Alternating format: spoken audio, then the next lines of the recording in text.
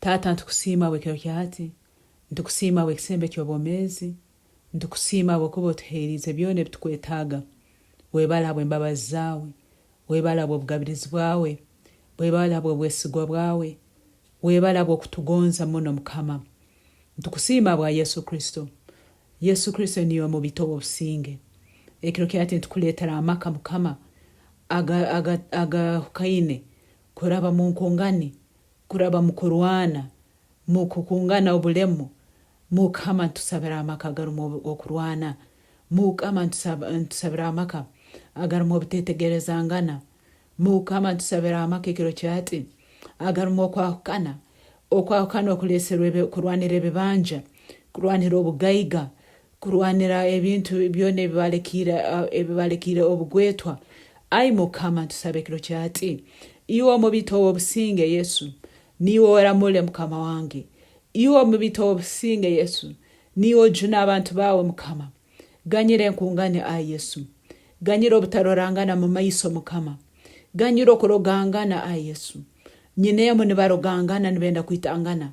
Abandi barwine baterangana nebipanga, abandi bali mukoti emisango tekuhwayo. Ai Tata omubito obusinge, leeta obusinge bwawe Yesu, leeta obusinge bwawe mu maka Mukama. Ihamu enkungani, ihamu amarogo, ihamu kuraguza, ihamu amahembe, ihamu kifaro. Abandi bagendire ngana mu kifaro kwitangana. Baitu Mukama wangu mumezi, iwa yaragire yagamba otalita. Ni wogo Mukama asobora kuhobusinga makago nuko hatabaho kufa Mukama. Nsaba kwegaruka ma Yesu, nsaba kwegaruka mu maka Mukama wange. Nsaba abantu batayitangana baitu bagonzengana okaturagera kugonzangana nko kutukwegonzi twitwenka. Ya Yesu lete ngonzi garahe nkoragana Mukama yahweireho. Mukama abandi baswirwe baitu nibenda kwitangana. Mukama tusabira obuswere oburumu okutategerezangana, oburumu okurwanisangana, oburumu kutera, oburumu amaziga, oburumu kuhutazangana, oburumu kwenda kuhangana obutwa. Mukama Yesu leto obusinge maka. Ai Yesu leto obusinge maka. Tuganyira Mukama wange. Habwokuba amaka agamu obutetegerezangana bwensikirano, obutetegerezangana bwobuzarwana. Abayisenkuru bono n'abanyine kurubo nuko bali, n'abayisebo n'abanyina bono nuko baba. Hata nabo batandike kurwanisangana.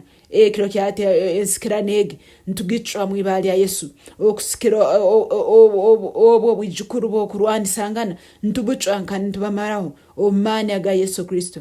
Ntwetesagama ya Yesu. Eyo jeha abantu ekiniga, eyo jeha abantu kusara, eyo jeha abantu ihali, eyo jeha abantu omururu gw'ebintu.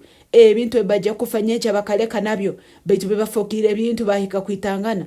Tata ganyera omwibali ya Yesu. Hindure emitima y'abantu bawe Mukama.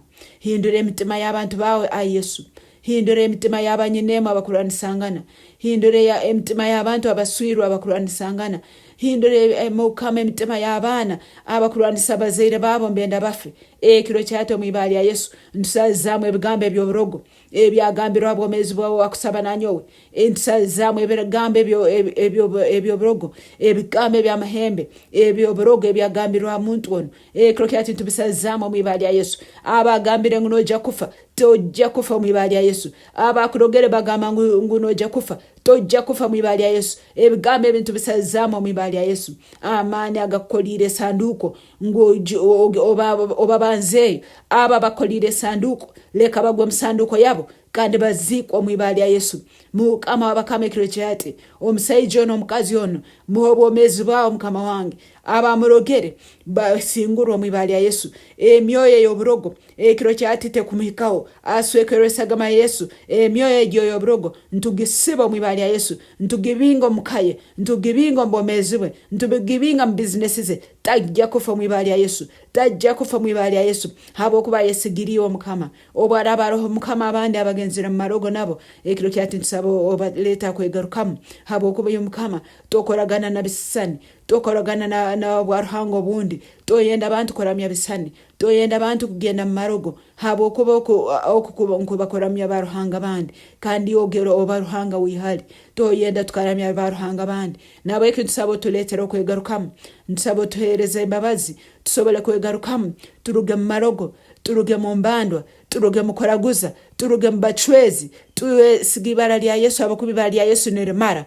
niyo mukama w'obwomezi bwaitu obutukuba tweserekera omuriwe busa omurogo asokutuya munsi muno obwire bwaitu tutakayikire tuswekesagama Yesu ekiro kyatu mukama amarogo gatatuikaho abo omubi isoli ritaturoraho omwibali ya Yesu mukaba twetorozo rukomera rumuro amaka gaitu getorozo rukomera rumuro abana baitu betorozo rukomera rumuro business zaitu zetorozo rukomera rumuro mukama abakama ebintu byone bakora kutolemesa tibyatwikeho mwibali ya Yesu mbigarukayo nambere bitumeru mbigarukayo hali ababitumere mbigarukayo hali ababitumere mbigarukayo hali ababitumere obusale n'amacumu ebitumirwa mbomezi bwaitu mbigurukamu kandi mbigarukira ababitumere mwibali ya Yesu mukama webala bokutulinda mukama webala bokutusinguza mukama webala bokutemba bazawo mukama webala bokubo kwakana nokumaraho nesagama Yesu abo bona ababeire mbakaniza amakagaitu ekiro kyati noleta bobumu noleta omwoyo wawo arukwera kuleta obumu obo hagati yo yisito omwana isito n'omwana n'omwoyo arukwera obo bomu nubobolalema makagaitu webala bokutusinguza itata webale mukama bokutuletera obusingi omwibali ya Yesu Kristo mukama waitu amina.